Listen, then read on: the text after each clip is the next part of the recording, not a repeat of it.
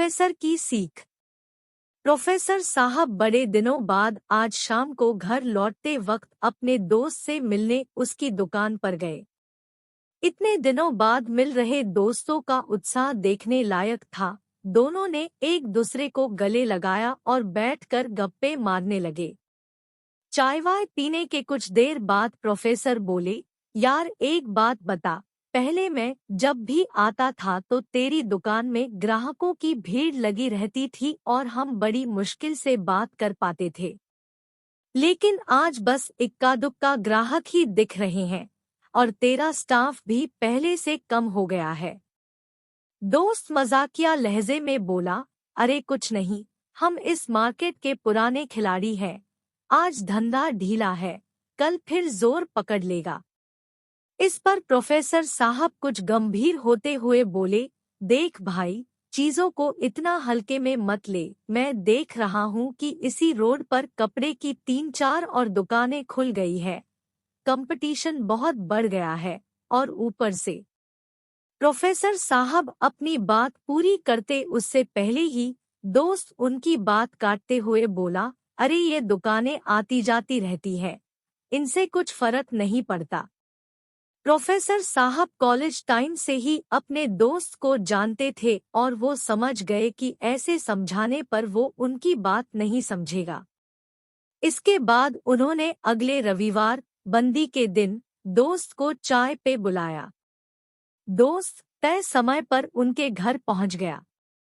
कुछ गपशप के बाद प्रोफेसर साहब उसे अपने घर में बनी एक प्राइवेट लैब में ले गए और बोले, देख यार, आज मैं तुझे एक बड़ा ही इंटरेस्टिंग एक्सपेरिमेंट दिखता हूँ। प्रोफेसर साहब ने एक जार में गर्म पानी लिया और उसमें एक मेंढक डाल दिया।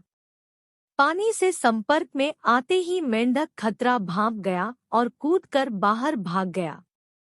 इसके बाद प्रोफेसर साहब ने जार से गर्म पानी फेंककर उसमें ठंडा पानी भर दिया और एक बार फिर मेंढक को उसमें डाल दिया। इस बार मेंढक आराम से उसमें तैरने लगा। तभी प्रोफेसर साहब ने एक अजीब सा काम किया।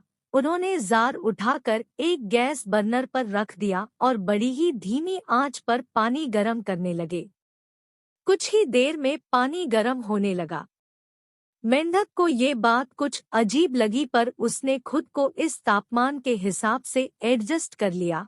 इस बीच बर्नर जलता रहा और पानी और भी गर्म होता गया, पर हर बार मेंढक पानी के टेम्परेचर के हिसाब से खुद को एडजस्ट कर लेता और आराम से पड़ा रहता, लेकिन उसकी भी सहने की एक क्षमता थी। जब पानी काफी गर्म हो गया और खौलने को आया तब मेंढक को अपनी जान पर मंडराते खतरे का आभास हुआ और उसने पूरी ताकत से बाहर छलांग लगाने की कोशिश की, पर बार बार खुद को बदलते तापमान में ढालने में उसकी काफी ऊर्जा लग चुकी थी और अब खुद को बचाने के लिए न ही उसके पास शक्ति थी और न ही समय। देखते देखते पानी उबलने लगा और मेंढक की मौत हो गई। एक्सपेरिमेंट देखने के बाद दोस्त बोला, यार तूने तो मेंढक की जान ही ले ली। खैर, ये सब तो मुझे क्यों दिखा रहा है? प्रोफेसर बोले, मेंढक की जान मैंने नहीं ली, उसने खुद अपनी जान ली है। अगर वो बिगड़ते हुए माहौल में बार बार खुद को एडजस्ट नहीं करता बल्कि उससे बचने का कुछ उपाय सोचता तो वो आसानी से अपनी जान बचा सकता था। और ये सब मैं तुझे इसलिए दिखा रहा हूँ क्योंकि कहीं ना कहीं तू भी इस मेंढक की तरह बिहेव कर रहा है।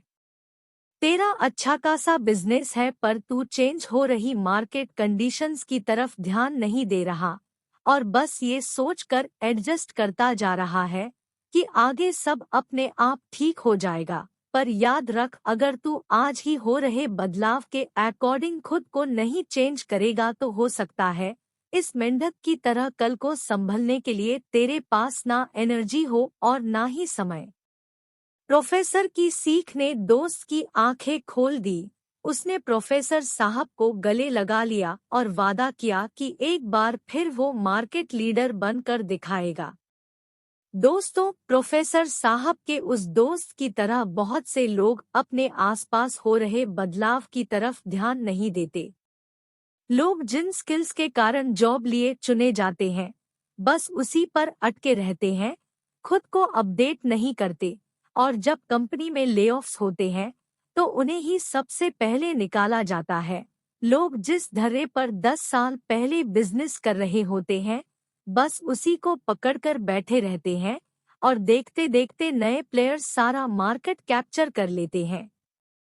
यदि आप भी खुद को ऐसे लोगों से रिलेट कर पा रहे हैं, तो संभल जाइए और इस कहानी से सीख लेते हुए प्रोएक्टिव बनिए और आसपास हो रहे बदलावों के प्रति सतर्क रहिए, ताकि बदलाव की बड़ी से बड़ी आंधी भी आपकी जड़ों की हिला ना पाए।